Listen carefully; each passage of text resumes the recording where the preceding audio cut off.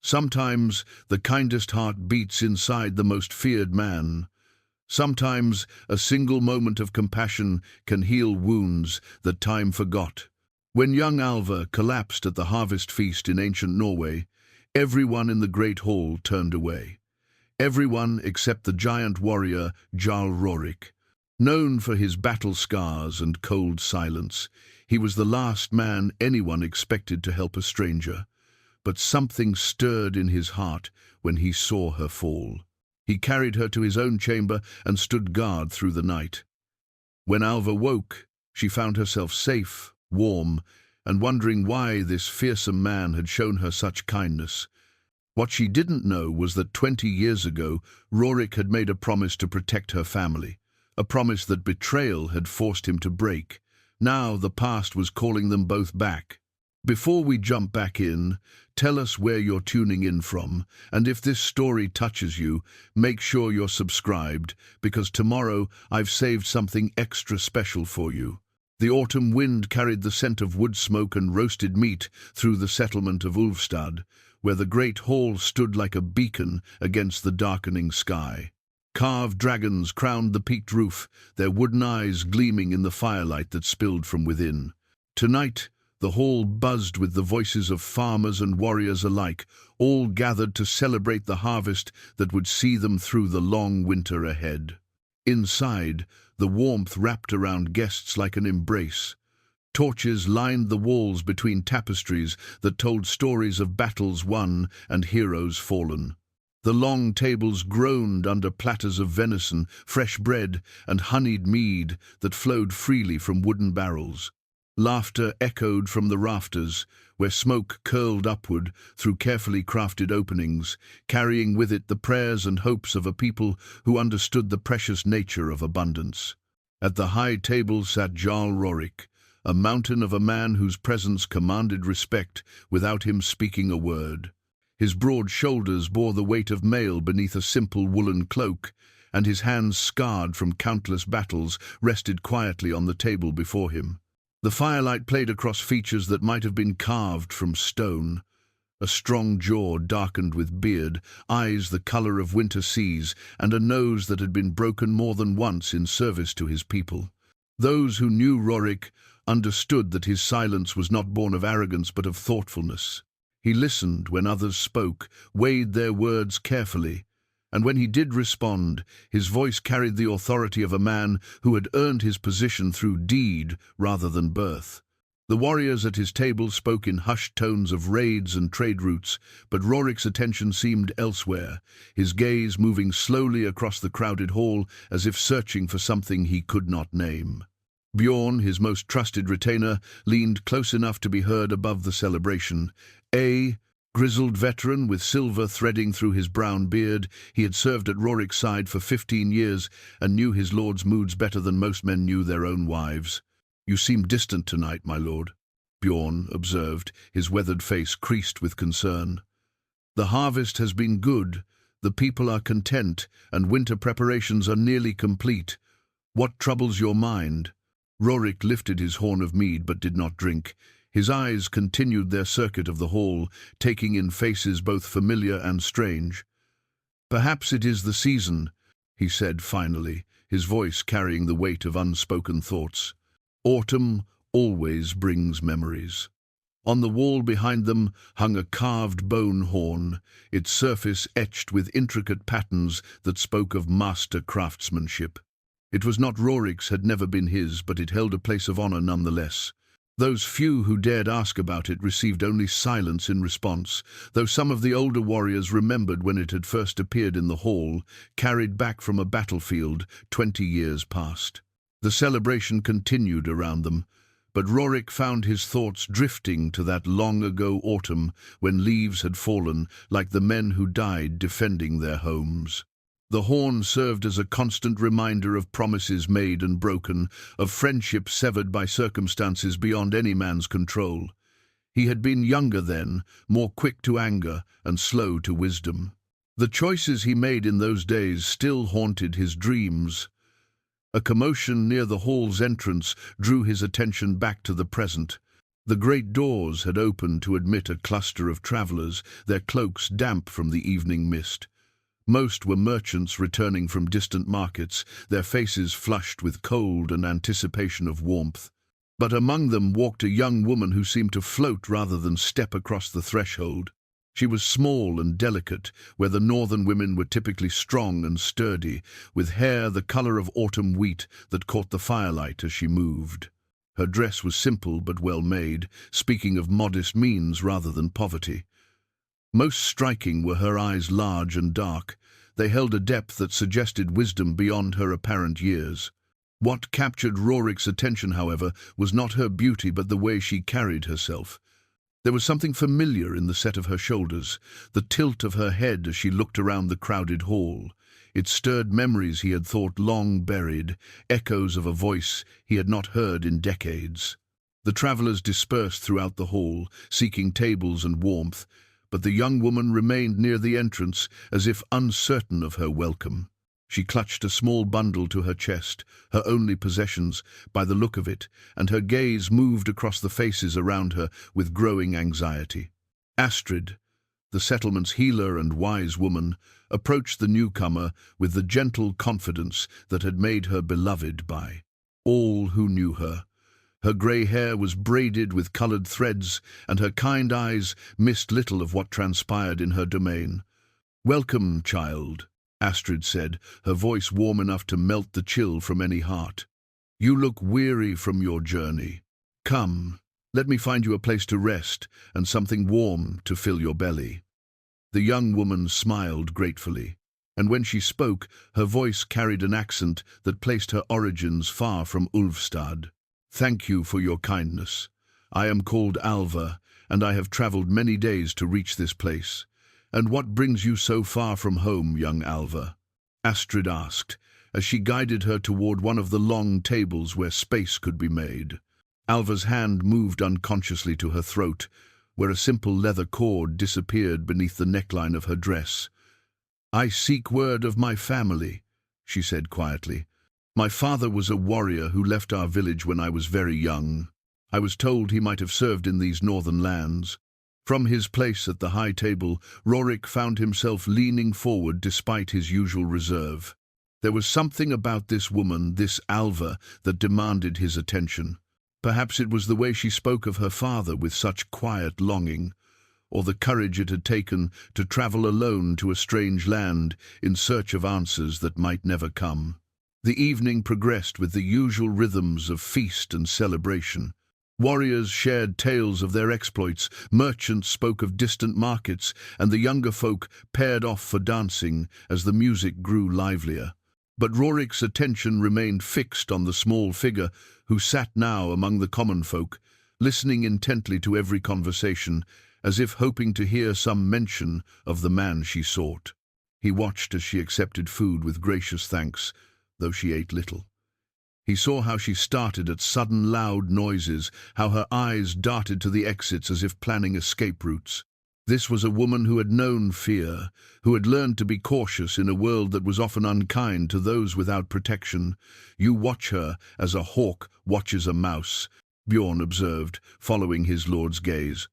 "What do you see that others do not?" Rorik was quiet for a long moment, his fingers tracing the rim of his drinking horn. "Perhaps nothing," he said at last. "Or perhaps the gods have decided that some debts must finally be paid." The night wore on, and the mead flowed freely among the revellers. Songs grew louder, laughter more boisterous, and inhibitions fell away like autumn leaves. It was then that Alva rose from her place at the table, swaying slightly as she attempted to navigate the crowded hall. The strain of her journey and the unfamiliar richness of the food had clearly taken their toll. She managed only a few steps before stumbling, her bundle falling from nerveless fingers as she pressed a hand to her forehead. The noise of the celebration masked her distress, and those nearby were too deep in their cups to notice her plight. She took another unsteady step toward what she must have hoped was fresh air, then crumpled like a broken flower. The sound of her fall was lost in the din, but Rorik saw everything. In one fluid motion, he rose from the high table, his chair scraping against stone as he moved with surprising grace for such a large man. Bjorn called after him, but Rorik was already crossing the hall, his long strides carrying him through the crowd without disturbing the revelry around him. He knelt beside Alva's still form, his warrior's instincts immediately checking for signs of injury. Her breathing was shallow but steady, her skin pale but not cold. This was exhaustion, perhaps combined with hunger and the shock of finding herself in strange surroundings. Around him, the celebration continued, oblivious to the small drama unfolding near the great hall's center. It would have been easy to summon servants, to delegate her care to others more suited to tending the needs of young women. But something deep within Rorik's chest, something he had thought long dead, stirred to protective life. With infinite care, he gathered Alva into his arms, noting how light she seemed despite her adult frame. Her head fell against his shoulder, and he caught the faint scent of wildflowers that clung to her hair. It was then that he saw it. The leather cord around her neck had shifted, revealing a small silver pendant that rested against her collarbone. The breath caught in his throat as recognition struck like a physical blow. The pendant bore a crest he had not seen in 20 years, carved with symbols that had once meant brotherhood and loyalty. It was the mark of a family he had failed to protect, a promise he had been forced to break when politics and betrayal had torn apart everything he held dear. Without conscious thought, his free hand moved to touch the pendant, confirming what his eyes had already told him. This was no coincidence, no random meeting of strangers in the night. This young woman, who called herself Alva, carried with her the proof of a bloodline he had thought lost forever. The weight of destiny settled on his shoulders like a familiar cloak as he lifted her higher against his chest.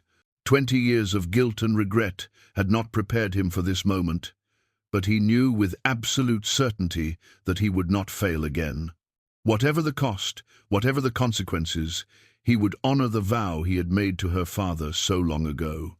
The great hall continued its celebration around them as Rorik carried his precious burden toward the stairs that led to the private chambers above. Tomorrow would bring questions and complications, but tonight there was only the simple truth that sometimes the gods give us a second chance to make things right.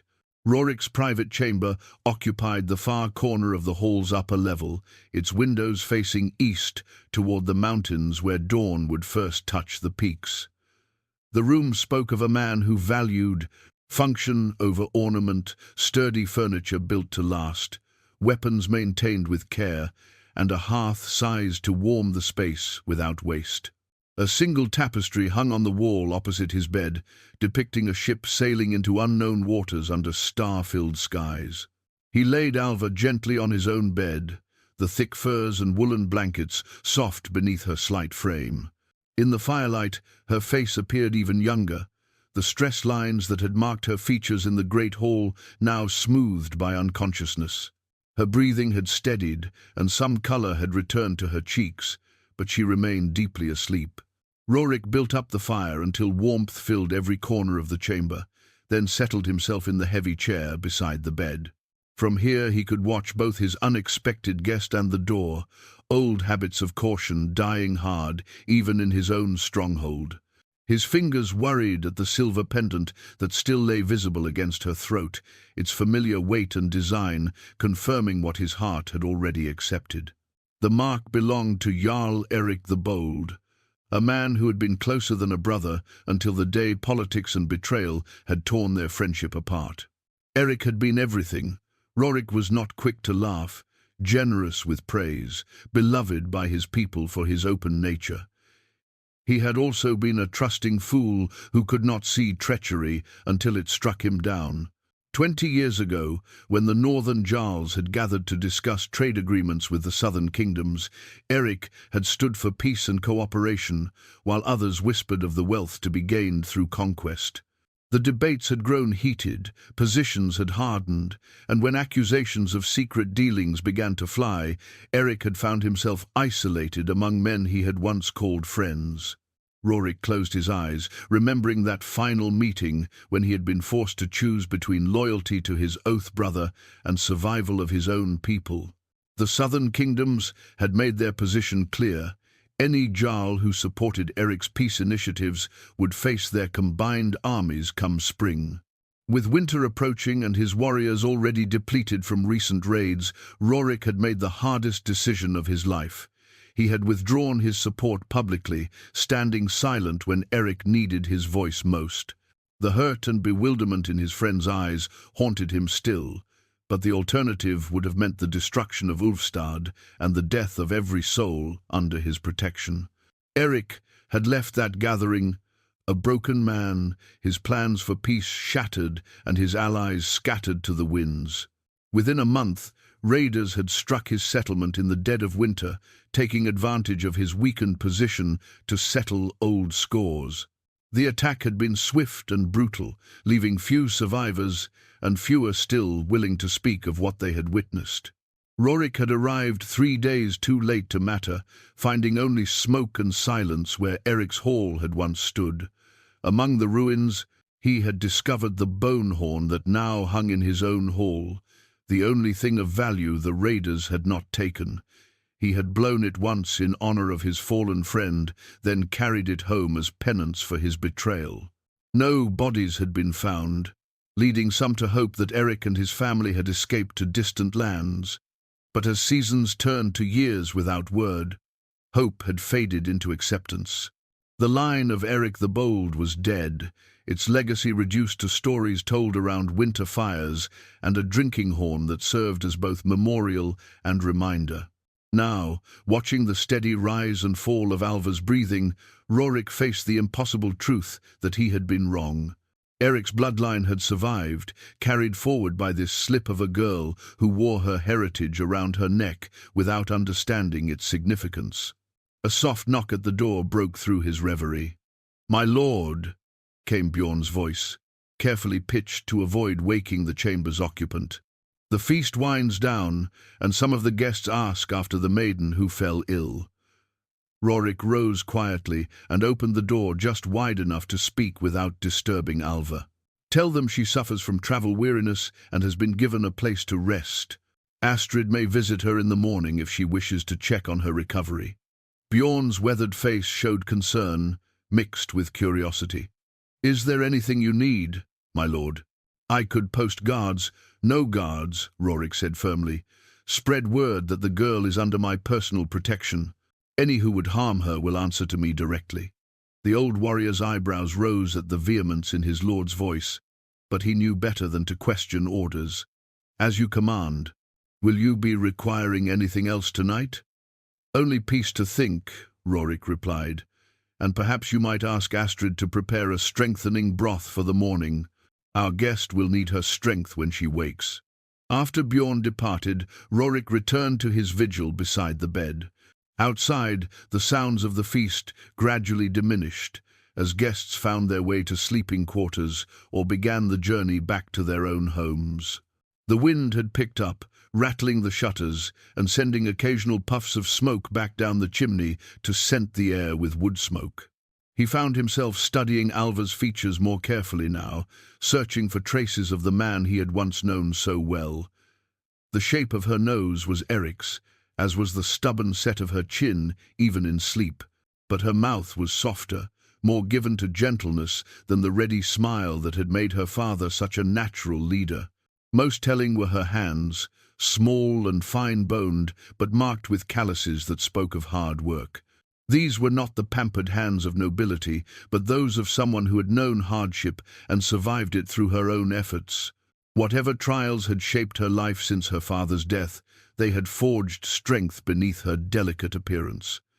Sometime near midnight, Alva stirred in her sleep, her breathing growing shallow as she approached wakefulness. Rorik leaned forward slightly, ready to offer reassurance if she woke confused or frightened. He had seen enough battle shock to recognize the signs of someone whose rest was troubled by more than physical exhaustion. Her eyes opened slowly, focusing first on the unfamiliar ceiling before moving to take in her surroundings. When her gaze found Rorik sitting beside the bed, she stiffened slightly, but did not cry out. There was intelligence in those dark eyes, a quick assessment of her situation that spoke well of her survival instincts. "You are safe," Rorik said quietly, his voice pitched to carry calm rather than command. "You collapsed in the great hall. This is my chamber, where you can rest without disturbance." Alva pushed herself up on her elbows, wincing slightly as movement reminded her of her weakness. "I remember falling," she said, her accent more pronounced now in her confused state. "Everyone was celebrating, and I felt so dizzy." Her hand moved instinctively to her throat, checking that her pendant remained in place. "You have traveled far and eaten little," Rorik observed. "Your body simply demanded rest. In the morning, Astrid will bring you proper food and check that you have taken no harm from your fall." Something in his tone must have reached her, because the tension in her shoulders eased slightly. "You are very kind," she said carefully, "but I should not impose on your hospitality. If you could direct me to the common sleeping area—" "You will remain here," Rorik said with gentle firmness. "I will take my rest elsewhere. This chamber is warm and secure, and you need both warmth and security after your ordeal." Alva's eyes searched his face, clearly trying to understand why a great lord would show such consideration to a stranger. "My lord," she began hesitantly, "I do not even know your name, yet you offer me your own bed. Surely there are others better suited to care for a traveling woman." "I am called Rorik," he replied simply, "and there is no one better suited to ensure your safety than the one who commands this hall." The weight behind those words was not lost on her. This man, who had carried her to safety, was not merely showing charity to a stranger. There was purpose in his actions, though she could not yet understand what it might be. "Thank you, Jarl Rorik," she said formally, using his proper title now that she understood his position. "I will remember your kindness." "Rest now," he said, rising from his chair. "Tomorrow will bring time enough for questions and answers." As he moved toward the door, Alva's voice stopped him. "My lord, the pendant I wear, it belonged to my father. I have carried it since childhood, but I have never understood its meaning. Do you perhaps recognize the symbols?" Rorik turned back to face her, his expression carefully controlled. "Perhaps," he said carefully, "but such things are better discussed when you have recovered your strength. Sleep now, and we will speak again when you are ready." He left her then, closing the door softly behind him and posting himself in the corridor beyond. Whatever the dawn brought, whatever complications arose from harboring Eric's daughter, one thing remained certain: he would not fail her as he had failed her father. The ghosts of the past had returned to demand their due, and this time Rorik intended to pay in full. Dawn crept slowly over Ulfstad, painting the eastern mountains in shades of rose and gold. Rorik had not slept, choosing instead to spend the dark hours walking the walls of his stronghold, while his thoughts churned like storm-tossed seas. The Night Watch had grown accustomed to their Jarl's restless habits and offered respectful nods as he passed, understanding that some burdens required solitary contemplation. When the first rays of sunlight touched the great hall's roof, Rorik made his way to the kitchens, where the morning meal was already being prepared. The cook, a stout woman named Greta, who had served his household since before his father's time, looked up from her cauldron with knowing eyes. "The young woman will be hungry when she wakes," she said without preamble, ladling steaming broth into a wooden bowl. "I've prepared strengthening soup with beef bones and barley, plus fresh bread that will sit easy on a stomach unused to rich feast food." Rorik accepted the tray she offered, noting the careful attention to detail: a cloth napkin, a spoon carved from horn, and a small pot of honey for the bread. "You anticipated my request. Old bones feel the weight of unfinished business," Greta replied, with the familiarity of long service. "That girl carries something heavy, and you mean to help her bear it. Some loads are too precious to handle carelessly." Her words followed him up the stone steps to his chamber, where he knocked softly before entering. Alva was awake, sitting propped against the headboard, with her dark hair falling loose around her shoulders. The pendant lay openly against her chest now, catching the morning light through the window. "I brought food," Rorik said, setting the tray on the small table beside the bed. "Greta believes it will restore your strength without overwhelming your stomach." Alva's smile transformed her entire face, revealing dimples that reminded him painfully of her father's ready grin. "Your cook is very thoughtful. I confess I am quite hungry, more hungry than I have been in weeks." As she ate with obvious pleasure, Rorik settled again in the chair that had become his watching post. The morning light revealed details he had missed in the firelight: the careful mending on her dress, the worn but well-maintained condition of her traveling shoes, the way she savored each spoonful as if good food were a rare gift. "You mentioned seeking word of your father," he said carefully. "What can you tell me of him?" Alva set down her spoon and touched the soda's pendant again. "His name was Eric. The woman who raised me after he left said he was called Bold, though she never explained why. I remember very little of him, only that he had kind eyes and strong hands, and that he would sing to me when storms frightened me." "How did you come to be separated from him?" "I was very young when he went away to attend some great gathering of lords. My mother had died the winter before, and he left me with her sister while he travelled to what he called important meetings. He promised to return before the snow fell." Her voice grew quiet. "He never came back." Rorik's chest tightened at the pain he heard beneath her careful control. "And your aunt raised you?" "As best she could. Aunt Sigrid was not cruel, but she had children of her own, and little enough to spare for an extra mouth. When I reached womanhood, she told me what little she knew of my father's fate, that he had died in a raid soon after that gathering, and that I should forget about finding his kin." Alva's chin lifted with familiar stubbornness. "But I could not forget. This pendant was all I had of him, and I believed it might lead me to answers." "What made you come to Ulfstad specifically?" "A trader who passed through our village last spring recognized the symbols. He said they belonged to one of the northern jarls, though he could not remember which. Ulfstad was the closest settlement of any size, so I decided to begin my search here." Rorik studied the pendant more closely in the daylight, confirming what he already knew in his heart. The intricate knotwork and raven design were unmistakably Eric's family crest, passed down through generations of proud warriors. That she wore it openly spoke to her innocence in the wrong hands. That symbol could bring danger or opportunity in equal measure. "The symbols on your pendant," he said slowly, "they mark you as the daughter of Jarl Erik Eriksson, called the Bold for his courage in battle and his generous spirit. Your father was a great man who sought peace when others chose war." Alva's bread fell forgotten from her fingers. "You knew him?" "We were oath brothers," Rorik replied, the words heavy with memory and regret. "Closer than blood kin for many years. When you collapsed last night, I recognized his mark and understood why the gods had brought you to my hall. Then you can tell me what truly happened to him." The hope in her voice was almost too painful to bear. Rorik was quiet for a long moment, weighing how much truth she could handle. "Your father died defending his principles," he said finally. "He stood for what he believed was right, even when it cost him everything. His settlement was attacked in winter, and those who survived scattered to distant lands." "And you?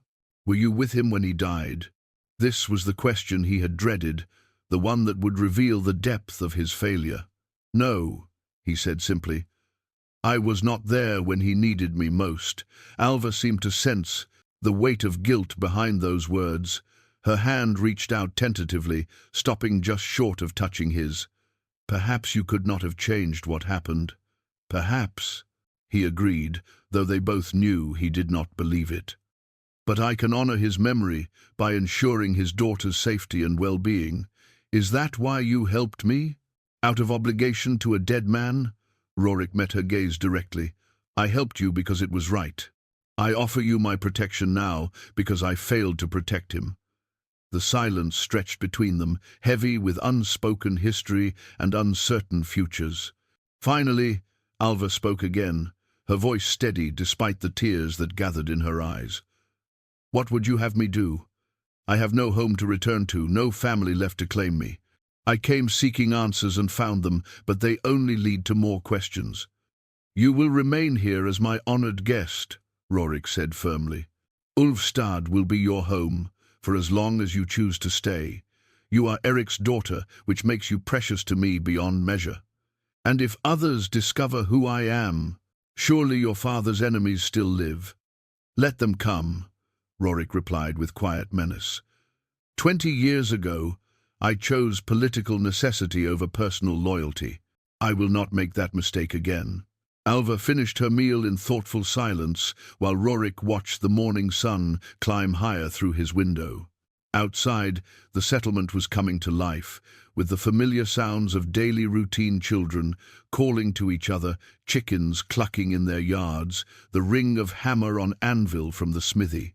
It was a peaceful scene, but Rorik knew that peace was fragile. Word would spread that he had taken a young woman under his protection. Questions would be asked, connections might be made. The pendant around Alva's neck was both her greatest treasure and her greatest danger. But for now, in the quiet of his chamber with Eric's daughter safe beside him, Rorik allowed himself to believe that this time he might be able to keep his promises. The days that followed settled into a rhythm that surprised both Rorik and his household. Alva proved herself far from the helpless waif her collapse might have suggested. Within a week, she had quietly integrated herself into the daily life of Ulfstad, offering her skills wherever they were needed without overstepping the bounds of guest and host. Astrid found her particularly helpful in the herb garden, where Alva's knowledge of healing plants impressed even the experienced wise woman. She has gentle hands and a good eye for the subtle differences between beneficial and harmful varieties. Astrid reported to Rorik one evening. Someone taught her well in her younger days. This revelation led to conversations that revealed more of Alva's past. Her aunt, Sigrid, despite her limited resources, had been skilled in the healing arts and had passed much of her knowledge to her charge. Alva could set bones, prepare poultices for wounds, and brew teas that eased everything from headaches to troubled sleep. "My aunt said I had the gift for it," Alva explained as she helped Astrid prepare medicines for the settlement's elderly residents. "She claimed my mother had been the same way, able to see what plants needed to heal what ailments." These skills proved invaluable when young Gunnar, one of Rorik's warriors, returned from a hunting expedition with a badly infected wound on his leg. The settlement's usual treatments had failed to halt the spreading red lines that marked blood poisoning, and the man's fever had risen dangerously high. Alva approached Rorik privately about the matter, her dark eyes serious with concern. "With your permission, my lord, I believe I can help him. I have seen this sickness before, and know herbs that can draw out the poison." Rorik studied her carefully. To give her permission would be to publicly acknowledge her value to the settlement, but to refuse might cost Gunnar his life. "What do you need?" "Access to the deeper woods where certain roots grow, and perhaps an escort, since I am unfamiliar with these particular forests," she replied. "The treatment must be fresh to work properly." That afternoon found Rorik himself accompanying Alva into the woodland that bordered his lands. She moved through the undergrowth with surprising confidence, stopping frequently to examine plants and soil conditions. Her focus was complete, and he found himself watching her with growing respect. "There," she said finally, kneeling beside a cluster of unremarkable-looking stems. "This is what we need." She began carefully digging around the roots with a small knife, explaining as she worked. "My aunt called it bloodbane root. It grows only in certain conditions and must be harvested with the earth still clinging to it." As they worked side by side in the dappled forest light, Rorik found himself talking more freely than he had in years. Perhaps it was the peaceful setting, or perhaps it was something about Alva's quiet presence that invited confidences. "Your father loved the forest," he said, helping her gather the precious roots. "He claimed the trees held wisdom for those willing to listen. I thought it foolish then, warrior's superstition. And now, Alva asked gently. Rorik was quiet for a moment, considering. Now I think there are many kinds of wisdom, and some cannot be learned at sword point. They returned to find Gunnar's condition worsening. Under Astrid's supervision, Alva prepared her remedy with careful precision, crushing roots, measuring proportions, brewing the mixture over precise heat. The resulting potion was dark and bitter-smelling, but Gunnar drank it without complaint. The improvement was gradual but unmistakable. By the next morning, his fever had broken.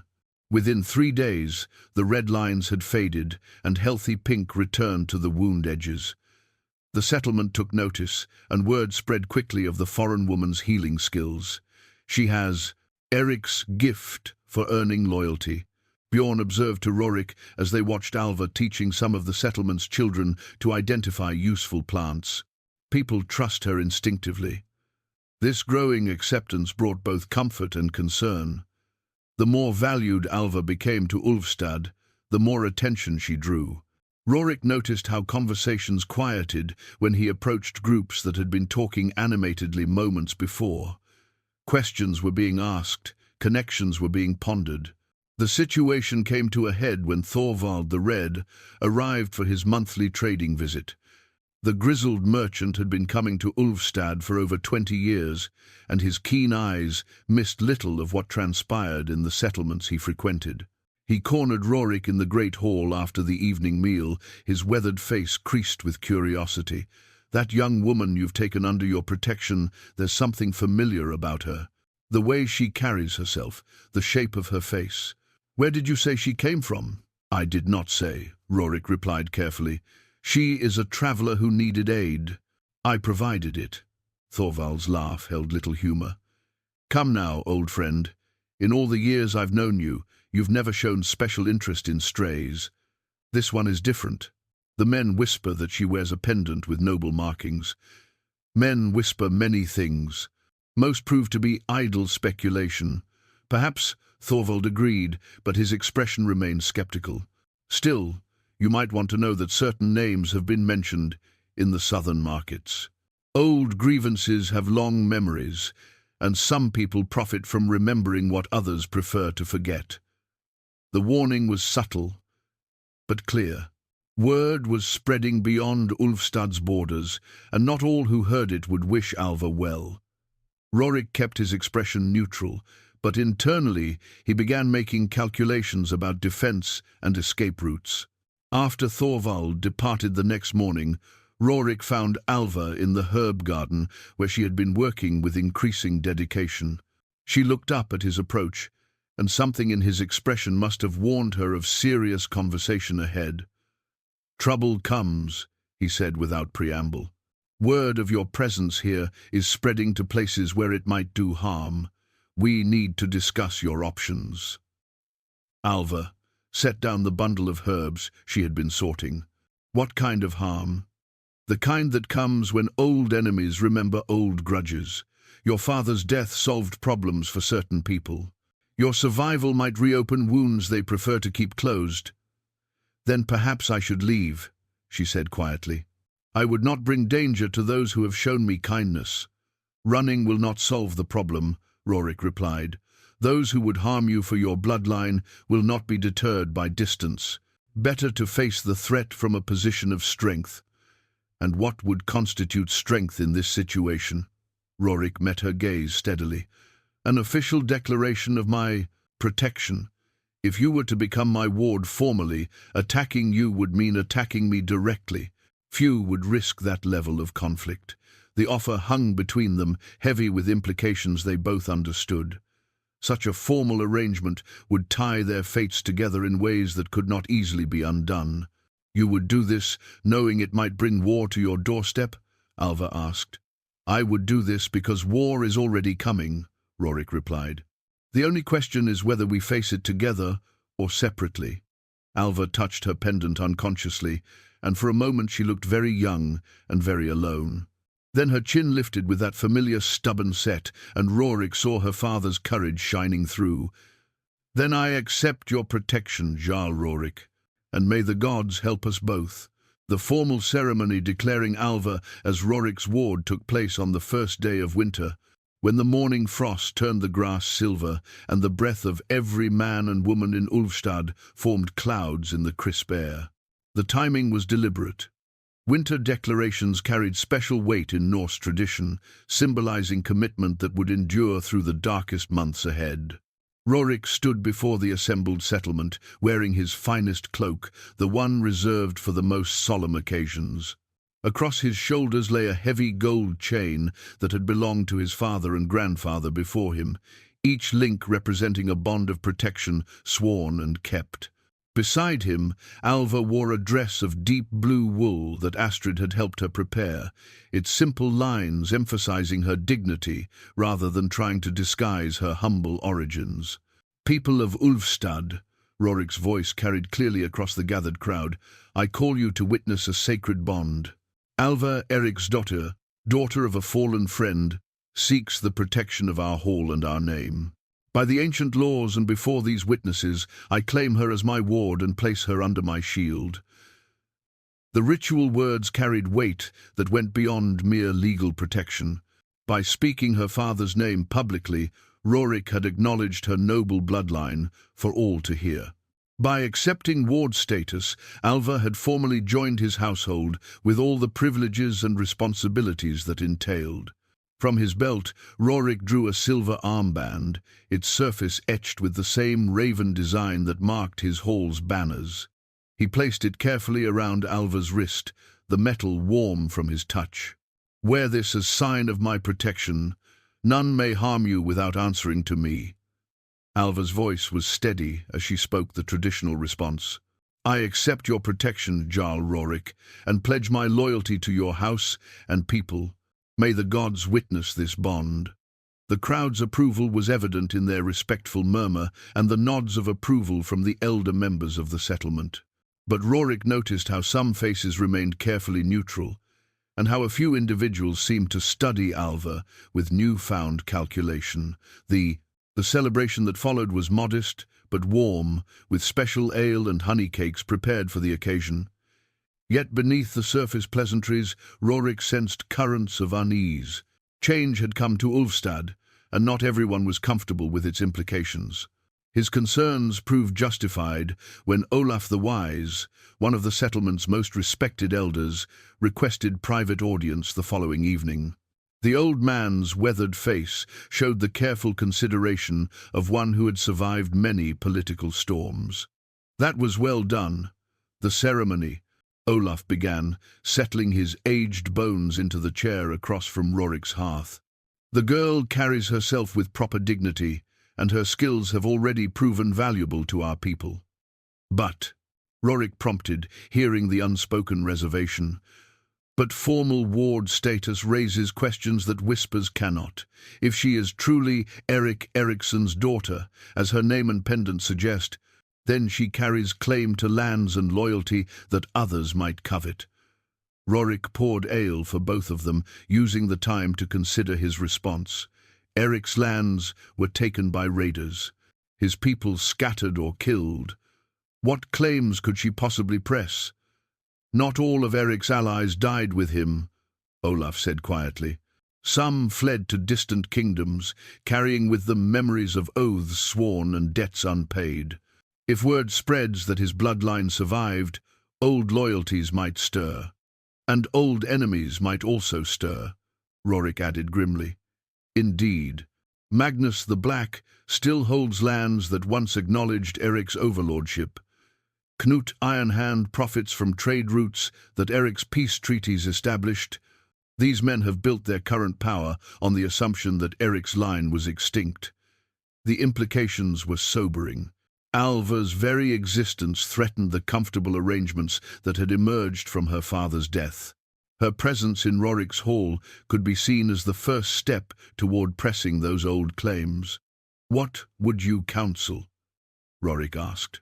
Olaf was quiet for a long moment, staring into the fire as if seeking wisdom in its dancing flames. "Strengthen your defenses. Send word to allies who might stand with you if trouble comes. And perhaps most importantly, Prepare the girl for what may be required of her. Required? How? If she is to survive as Eric's daughter, she must be more than a pretty face with healing skills. She needs the strength and knowledge to command respect from both friend and enemy. Noble blood means nothing without the will to defend it. The next morning found Rorik approaching Alva with a proposal that surprised her. She was working in the weaving room with several of the settlement's women, her fingers growing skilled at the intricate patterns that would become warm cloaks for winter wear. "I wish to begin your training in matters of leadership and defense," he said without preamble. "Being my ward provides legal protection, but true safety requires personal strength." Alva sat down, her shuttle, her expression thoughtful. "What kind of training?" "Weapons work with Bjorn. Though I suspect you will never be a warrior. Strategy and diplomacy with me. History and law with Olaf the Wise. The education that should have been yours by birthright. And if I prefer to remain simply a healer who weaves cloth and tends gardens." Rorik's smile held no humor. "That choice was taken from you the moment you wore your father's pendant into my hall. Noble blood carries obligations whether we welcome them or not." The training began that afternoon, with Bjorn teaching her basic knife work behind the practice hall. The old warrior's approach was patient but thorough, showing her how to hold the blade properly and where to strike for maximum effect. "The goal is not to win a fair fight," he explained, adjusting her grip on the hilt. "The goal is to survive unfair ones. A small woman cannot match a large man for strength, but she can match him for speed and cunning." Meanwhile, Rorik worked with her on the subtler arts of leadership. They spent evenings discussing the complex relationships between the northern jarls, the trade agreements that kept peace between settlements, and the delicate balance of force and diplomacy that maintained order. "Your father's mistake was trusting too much in the goodness of others," Rorik explained one night as they studied maps showing the territories of various lords. "He believed that reasonable men would choose peace over profit. Experience taught him otherwise, but the lesson came too late. And what would you have me learn from his mistake? Trust carefully, verify constantly, and never assume that your enemies share your moral boundaries." As winter deepened around Ulfstad, Alva threw herself into her education with the same dedication she had shown in learning healing arts. She proved quick to grasp complex political relationships and showed unexpected aptitude for strategic thinking. But with each passing day, the weight of her heritage pressed more heavily on her shoulders. The silver armband on her wrist had become both symbol and burden, marking her as someone who could never again simply disappear into obscurity. The testing of her resolve came sooner than expected. The messenger arrived on a morning when the wind howled down from the mountains like the voices of the restless dead. His horse bore the marks of hard travel through winter conditions, and frost clung to his beard despite the warmth of Ulfstad's great hall. The leather satchel he carried was sealed with red wax that bore the mark of Magnus the Black. Rorik read the message in private, his face growing grimmer with each line. When he finished, he passed the parchment to Bjorn, who whistled low under his breath at its contents. "Bold words for a man who profits from dead friends," Bjorn muttered. The message was formally polite, but unmistakably threatening. Magnus the Black extended greetings to his fellow Jarl, and he expressed his concern about recent rumors regarding the protection of certain individuals whose bloodlines might complicate established territorial arrangements. He hoped that Rorik would consider the wisdom of avoiding unnecessary conflicts that could disrupt the peace that had prevailed for 20 years. "He stops just short of openly demanding you surrender, Alva," Bjorn observed. "But the meaning is clear enough." Rorik crushed the parchment in his fist. "As is my response, summon Alva. She needs to understand what forces her existence has set in motion." They found her in the smithy, working with old Eric the metalsmith to create a new design for the settlement's metal clasps. She had proven surprisingly skilled at the intricate decorative work, and her suggestions had improved both function and beauty of their products. "We need to speak privately," Rorik said, his tone warning her of serious matters ahead. In his chamber, he showed her the message and watched her face pale as she read its carefully veiled threats. "So it begins," she said quietly, setting the parchment aside with steady hands. "It began the moment you walked into my hall wearing that pendant," Rorik replied. "This is merely the first move in a game that was always inevitable." Alva moved to the window, staring out at the winter landscape. "What does he really want? I have no army, no treasury, no power to threaten him." "You have legitimacy," Rorik explained. "Eric's surviving allies scattered, but they did not die. Some have prospered in distant lands, building new strength while nursing old grievances. If they learned that Eric's daughter lived and had powerful protection, they might rally to her banner." "And Magnus fears such a rallying?" "Magnus fears losing the lands and trade routes he seized after Eric's death. Your father's supporters have legal claims that could challenge his authority. A living heir gives those claims a focus they have lacked for 20 years. The weight of this revelation settled on Alva's shoulders like a heavy cloak. She touched the silver armband unconsciously, its metal cool beneath her fingers. "What would you counsel me to do?" Before Rorik could answer, another commotion arose in the courtyard below. This time, however, the arrival was welcome. Ragnar Ironarm, one of Rorik's oldest allies, had come calling with a small escort of trusted warriors. The reunion in the Great Hall was warm, but tinged with urgency. Ragnar bore news from the wider world that confirmed Rorik's fears and added new complications to an already dangerous situation. "Word travels fast along the winter roads," Ragnar said, accepting a horn of heated ale. "Magnus is not the only one who has taken notice of your ward. Knut Ironhand has been sending riders to the southern kingdoms, and ships have been seen gathering in harbours where Eric once held sway." "Ships?" Rorik's attention sharpened. "Some flying banners I did not recognize, others bearing marks that have not been seen in these waters for 20 years. Ragnar's expression was grim. "It seems that announcing Eric's daughter has awakened more than local ambitions." Alva listened to this exchange with growing alarm. "Are you saying that my father's old allies might actually come here?" "Among others," Ragnar confirmed. "Power abhors a vacuum, girl. Your father's death left one that has never been properly filled. Your appearance suggests that situation might change." That evening, Rorik gathered his most trusted advisors in private council. The group was small but experienced: Bjorn, Olaf the Wise, Ragnar, and now Alva herself, whose presence at such discussions marked her growing importance in their calculations. "The question before us is simple," Rorik began. "Do we stand and fight for what we believe is right, or do we seek accommodation with those who would prefer the past remain buried?" Olaf spoke first, his aged voice carrying the weight of decades of political experience. "Accommodation with Magnus might be possible if we were willing to send the girl away quietly. A marriage alliance to distant kin, perhaps, or sanctuary in a far kingdom where her bloodline would cause no local troubles. And abandon everything my father died for?" Alva's voice was sharp with indignation.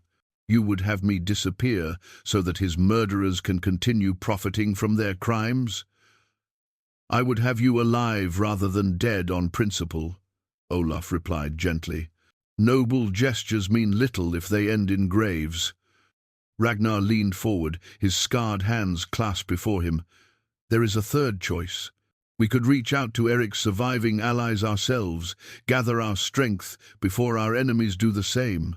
If we must fight, better to do so from a position of power. And risk bringing war to lands that have known peace for 20 years? Bjorn challenged. "How many innocent people die for one girl's heritage?" The debate continued deep into the night, but no easy answers emerged. Each choice carried risks that could destroy everything they sought to protect. Finally, Alva stood and walked to the great tapestry that depicted the ship sailing into unknown waters. She studied it for a long moment before turning back to face the assembled men. "My lords," she said formally, "I thank you for your counsel and your protection, but the choice is ultimately mine to make." She straightened her shoulders, and in that moment she looked every inch the daughter of a Jarl. "I will not run from my heritage or hide from my father's enemies. If war comes because I exist, then so be it. But I will face it as Eric's daughter, not as a fugitive." The silence that followed was heavy with respect and foreboding. Rorik found himself remembering another young person who had stood before powerful men and chose the dangerous path because it was the right one. Eric had made similar choices, and they had led to his death. But perhaps, Rorik thought as he looked at the determined set of Alva's jaw, this time the ending might be different. The daughter had inherited her father's courage. Now they would discover if she had also inherited his fate. Outside, the winter wind howled around the walls of Ulfstad like a warning from the gods themselves. The peaceful years were ending, and spring would bring more than just melting snow. The stranger arrived 3 days after the war council, bearing no banner and claiming no allegiance. She came alone through the winter snow, wrapped in a cloak so dark it seemed to swallow light. The guards at Ulfstad's gates might have turned her away, despite the ancient laws of hospitality. But something about her bearing commanded respect. She was neither young nor old, with silver-streaked hair braided in patterns that spoke of distant lands. Her eyes held depths that suggested she had seen more of the world than most warriors glimpsed in lifetimes of wandering. When she spoke, her voice carried accents from many kingdoms. "I seek audience with Alva Eric's daughter," she said simply. "I bring word of her father that no living soul has heard." Rorik received her in his private chamber, with Alva present, despite Bjorn's protests about security. Something about the woman's manner suggested that weapons would be useless against whatever she represented.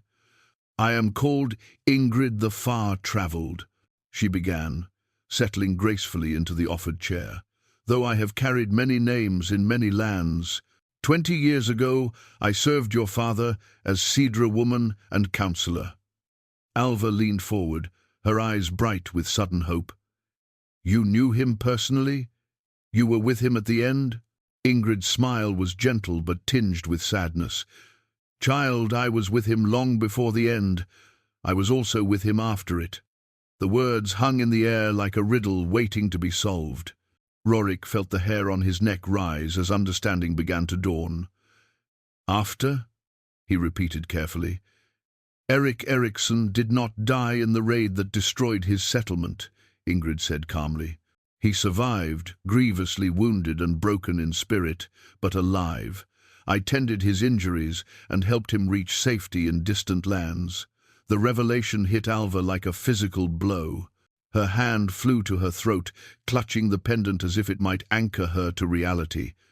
"My father lives." "He lived for 15 years after that terrible night," Ingrid confirmed. "Long enough to build a new life, to find peace of a sort, and to father other children. He died 3 winters past, but of age and illness rather than violence." Rorik's mind raced through the implications. If Eric had survived, if he had lived for 15 years after the supposed raid, then everything they thought they knew was built on false foundations. Why did he not return? Alva's voice was barely a whisper. "Why did he not send word?" Ingrid reached into her cloak and withdrew an object wrapped in silk.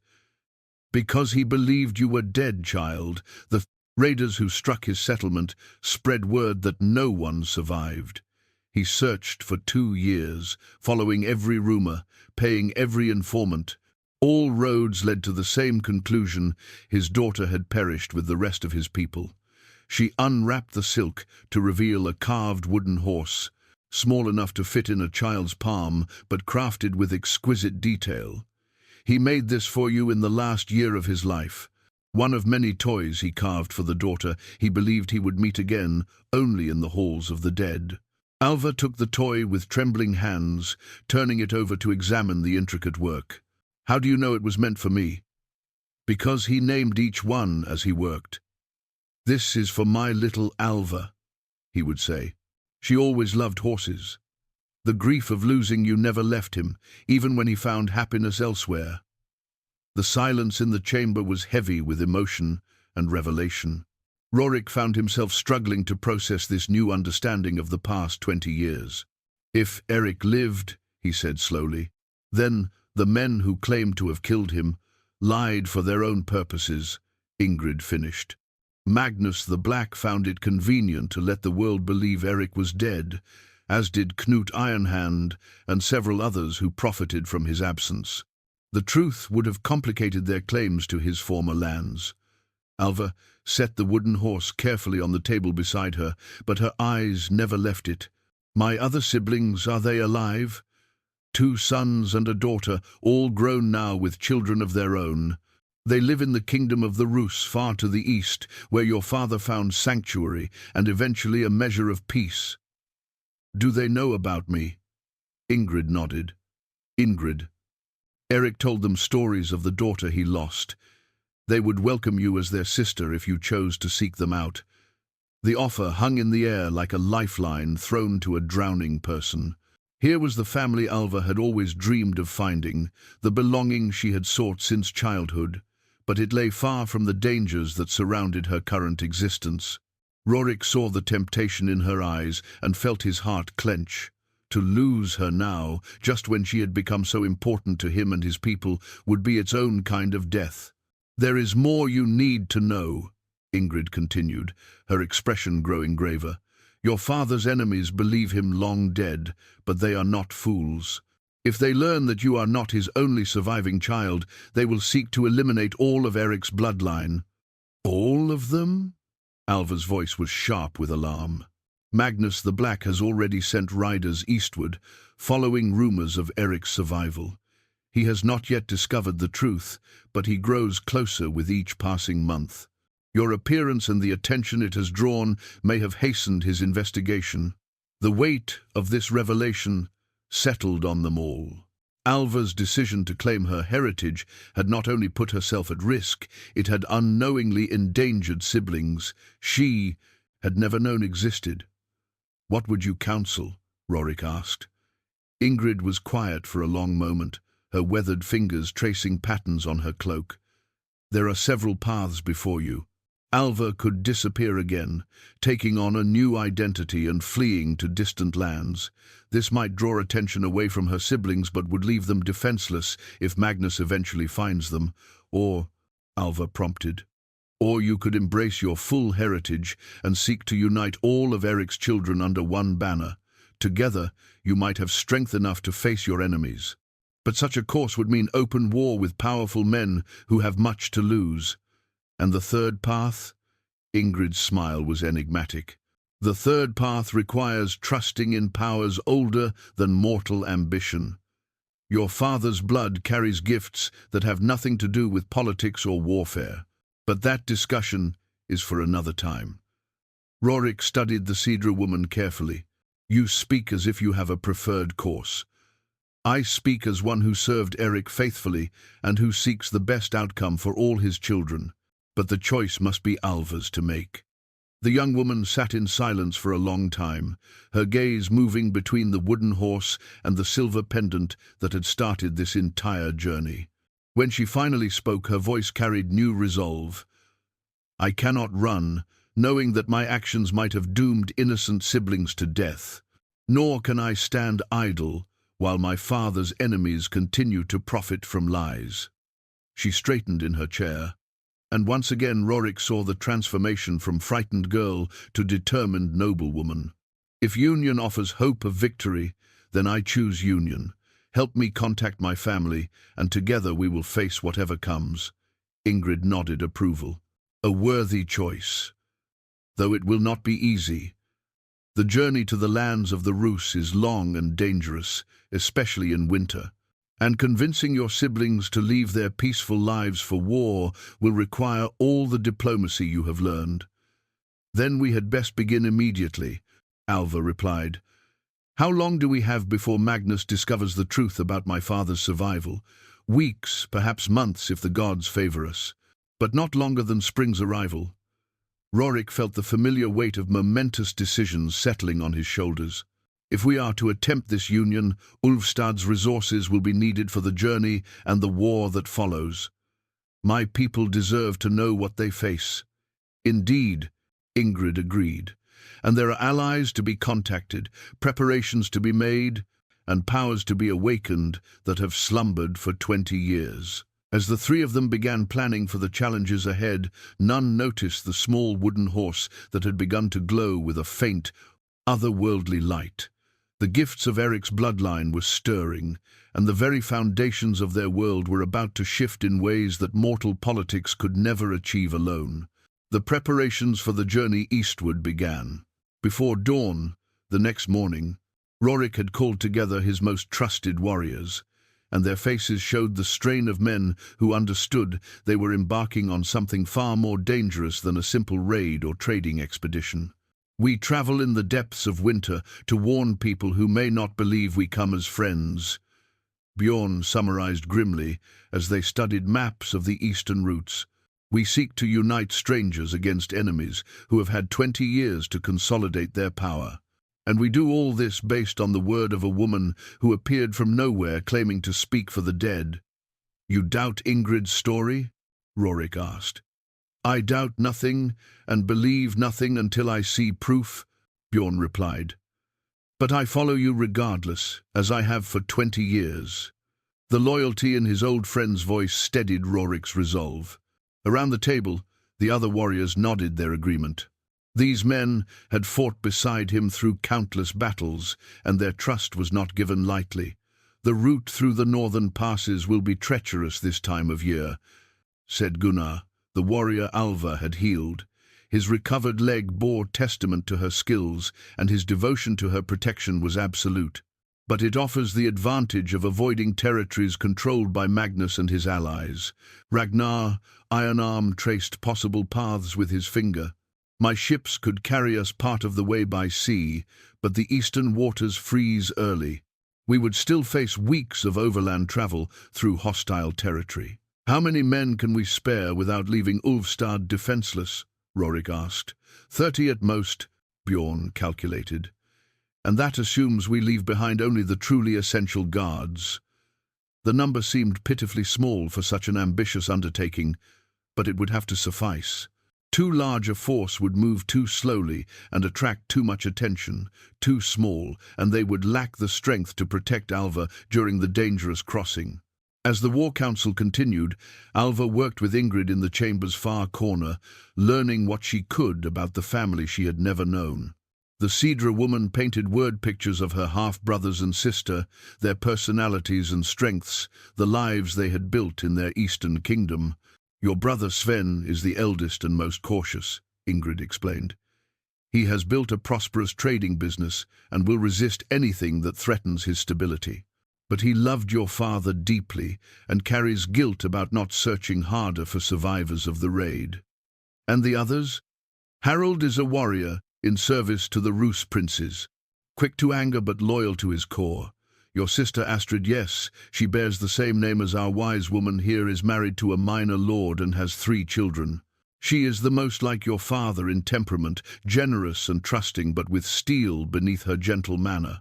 Alva absorbed these details hungrily, trying to imagine the siblings she had never known. Will they believe I am truly their sister? The family resemblance is strong, and you carry proofs they will recognize, Ingrid assured her. But convincing them to abandon their peaceful lives for war that will require all your father's gift for persuasion. The wooden horse sat on the table between them, its faint glow visible only in peripheral vision. When Alva looked directly at it, it appeared perfectly normal, but she could feel warmth radiating from the carved wood. What did you mean yesterday about my father's bloodline carrying gifts? She asked quietly. Ingrid glanced around to ensure they would not be overheard.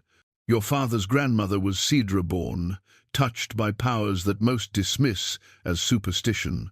The gift usually skips generations, manifesting in times of great need or emotional stress. What kind of gift? Different for each person. Some see true visions of distant events. Others can influence the thoughts and feelings of those around them. A few can call upon the elements themselves. Ingrid's eyes grew distant with memory. Your father could inspire absolute loyalty in those who served him, not through magic exactly, but through an ability to make others feel the truth of his convictions. Alva touched the glowing horse tentatively. Its warmth seemed to pulse in rhythm with her heartbeat. Is that why people trusted him so readily? Partly. But the gift can be dangerous if not properly controlled. Strong emotions can trigger effects that draw unwanted attention. Ingrid's expression grew serious. You must learn to guard your feelings carefully, especially around strangers. In the wrong hands, knowledge of such abilities becomes a weapon. The warning proved timely. That afternoon brought another unexpected visitor, a lone rider bearing the banner of Knut Ironhand. Unlike Magnus's threatening message, this envoy came openly, requesting formal audience under the traditional rules of diplomatic immunity. The man who entered Rorik's hall was young and proud, with the bearing of one who served a powerful lord. His name was Leif, and his message was deceptively reasonable. My Lord Knut extends greetings to his fellow Jarl and expresses concern about recent tensions in the region, Leif announced formally. He proposes a meeting of all interested parties to discuss peaceful resolution of any outstanding grievances. Rorik kept his expression carefully neutral. What grievances might those be? Surely my lord is aware that certain historical claims have been raised regarding territories that have been peacefully administered for many years. My Lord Knut suggests that a gathering of Jarls could address such matters without resorting to wasteful conflict. The polite language could not disguise the underlying threat. Knut was offering negotiation, but from a position of strength that assumed Rorik would be reasonable about surrendering Alva to avoid war. And where would this gathering take place? Rorik asked. On neutral ground, naturally, the island of Seal Rock, midway between our territories. My lord suggests the new moon, when travel conditions should be favorable. Seal Rock was indeed neutral territory, but it was also isolated and easily controlled by whoever arrived there first. The timing was suspiciously convenient, just enough time for Knut to position forces while appearing to negotiate in good faith. I will consider your lord's proposal, Rorik replied diplomatically. You may shelter here tonight and carry my response in the morning. After the envoy was escorted to guest quarters, Rorik gathered his inner circle once more. The diplomatic overture had changed their calculations significantly. It's a trap, obviously, Bjorn stated bluntly. They want to isolate you from your stronghold and supporters. Perhaps, Rorik agreed, but refusing the meeting gives them excuse to claim we rejected peaceful solutions. That makes it easier for them to rally neutral Jarls to their cause. Ragnar leaned back in his chair, thinking, what if we turned their trap against them? Accept the meeting but bring more force than they expect? Or use the meeting as distraction while the real mission continues, Gunnar suggested. Let them think they have drawn us into their game while we pursue our true objectives. Alva had remained silent during the debate, but now she spoke with quiet determination. The meeting is meaningless regardless. Even if they offered guarantees for my safety, we all know those promises would last only until convenient to break them. Our only real choice is whether to face them from strength or weakness. Ingrid nodded approval. The girl speaks wisdom. Your enemies show their hand by calling for negotiation. They fear what unified opposition might accomplish. That fear can be turned to advantage. Over the next 2 days, their plans took final shape. Rorik would attend the meeting on Seal Rock, bringing enough warriors to demonstrate strength while avoiding obvious provocation. Meanwhile, a smaller party led by Ragnar would begin the journey eastward with Alva and Ingrid, using the distraction of the negotiations to gain several days' head start. The night before departure, Alva stood in the Great Hall where her journey had begun. The bone horn still hung on the wall, but now she understood its true significance, not just a memorial to her father's death, but a symbol of promises that could still be kept. "Are you ready for what lies ahead?" Rorik asked, joining her before the hearth where they had first spoken of her heritage. "I am ready to try," she replied honestly. "Whether I am ready to succeed, that remains to be seen. Your father would be proud of the woman you have become." Alva touched the silver armband that marked her as his ward. "Will you be safe at this meeting? I fear they plan more than negotiation. Bjorn and I have survived worse odds.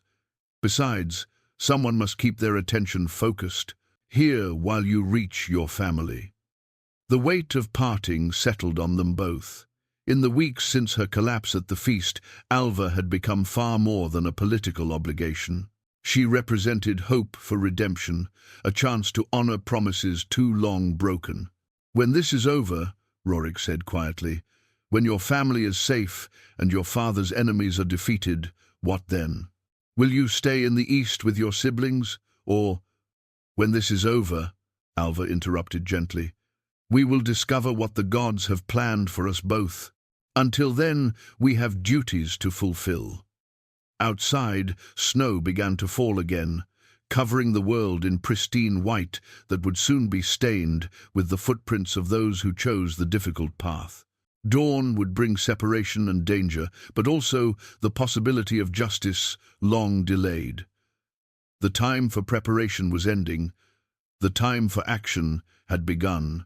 The parting came at dawn, when mist rose from the fjord like the breath of sleeping giants. Alva stood in the courtyard of Ulfstad, wrapped in the warmest furs the settlement could provide, watching as Ragnar's men made final preparations for their eastward journey.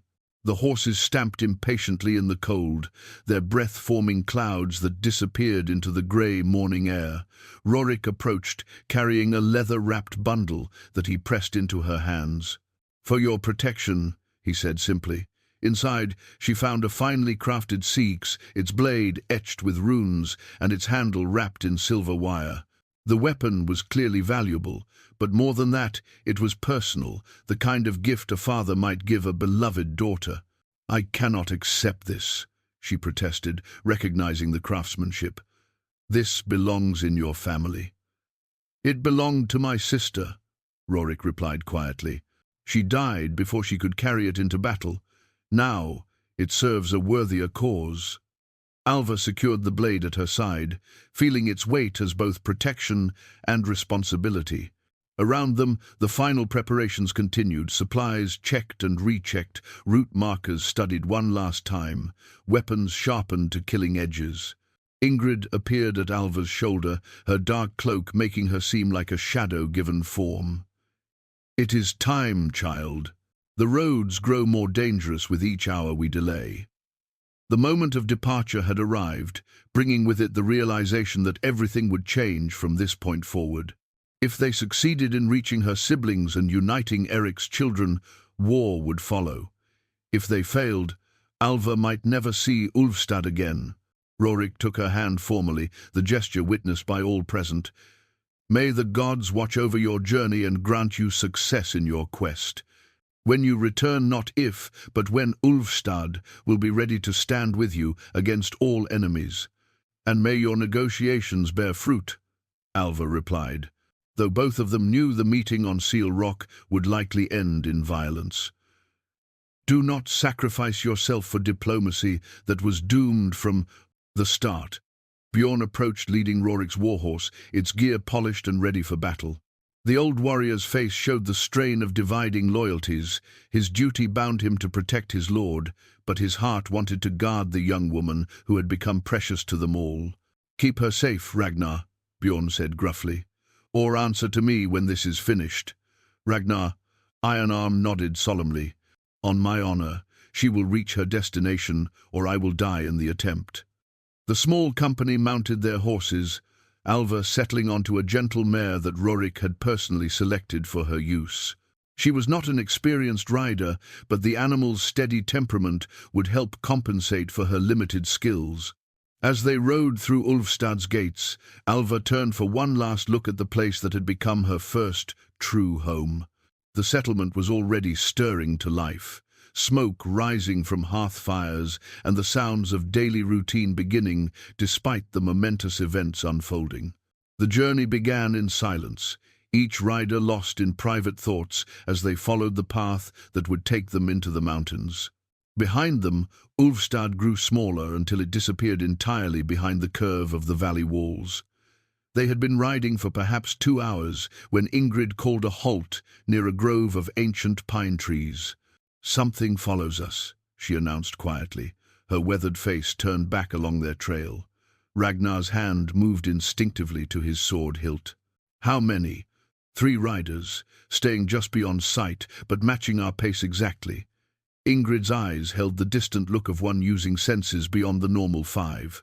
"They have been with us since we left the settlement." The implications were sobering. Either they were being watched by Rorik's enemies, or someone in Ulfstad had betrayed their plans. Neither possibility offered comfort. "Orders?" asked Ulf, one of Ragnar's most trusted warriors. Ragnar considered their options carefully. "We continue as planned, but stay alert. If they mean to attack, let them choose their ground. We will be ready." The pursuit became a deadly game of cat and mouse as they climbed higher into the mountains. Their followers maintained perfect distance, never close enough to be clearly identified, but never far enough away to be forgotten. The psychological pressure was exactly what their enemies intended: constant awareness of danger without the relief of open confrontation. By midday, they had reached the pass that would take them over the mountains and into the eastern territories.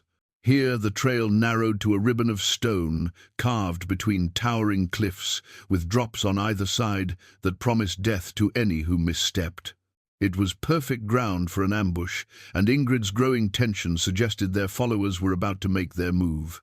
The wooden horse in Alva's pack had begun glowing more brightly, its warmth noticeable even through the leather wrapping. "They come now," Ingrid whispered, her voice barely audible above the wind that howled through the peaks.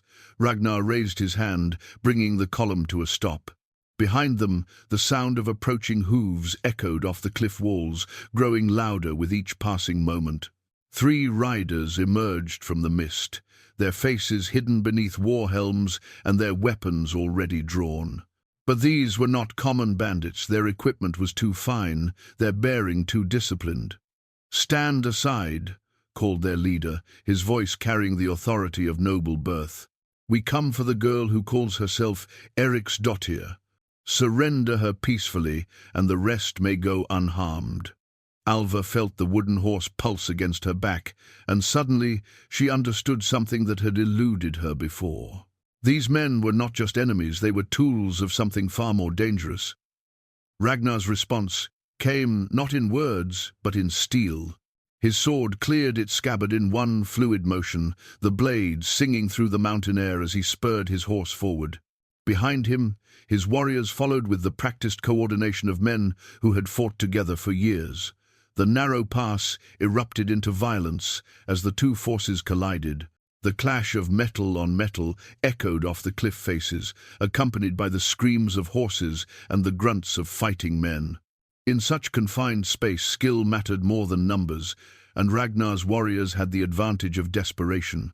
Alva found herself pressed against the rock wall as the battle swirled around her, Ingrid's protective arm holding her steady as horses reared and weapons flashed in the pale sunlight.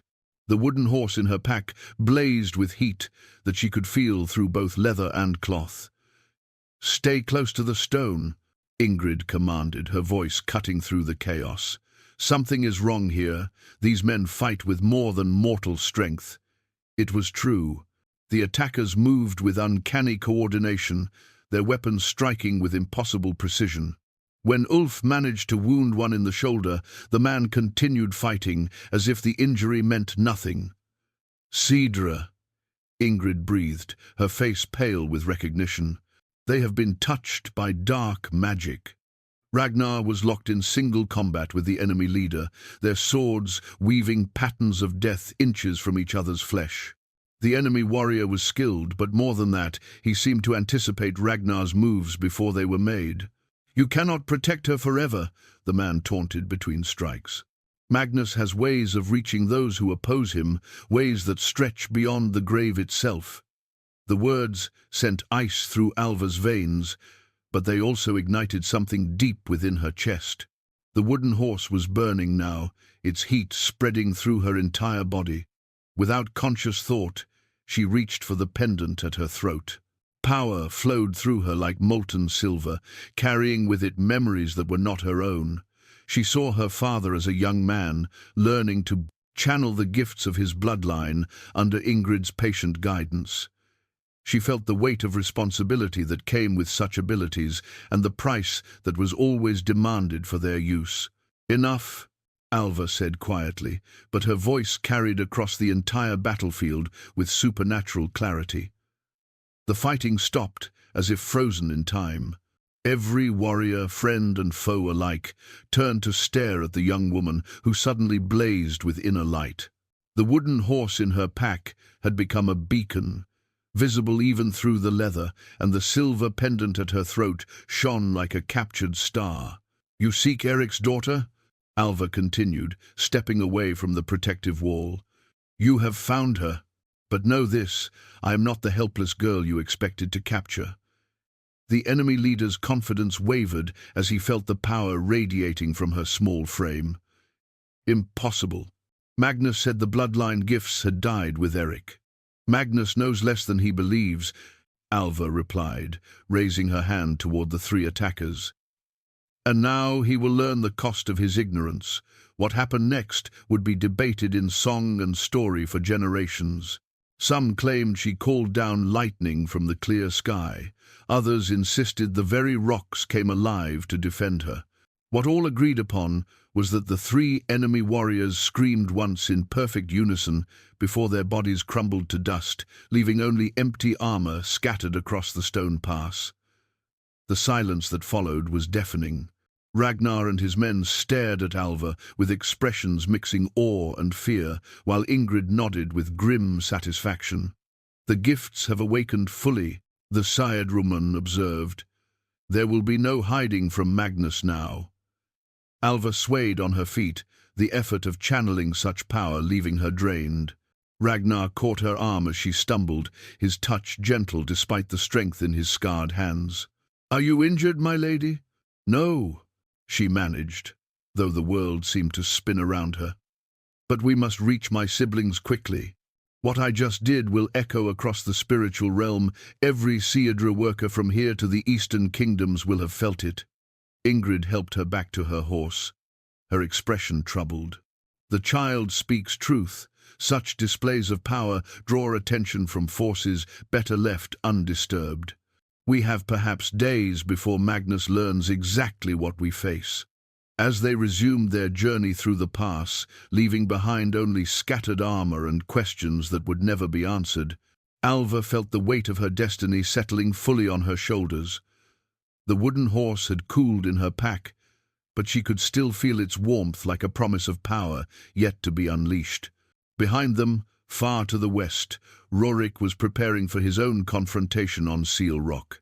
He could not know that the delicate balance of their world had just shifted forever, or that the young woman he sought to protect had become something far more dangerous than her enemies had ever imagined. The daughter of Eric the Bold had finally claimed her birthright, and the northern kingdoms would never be the same.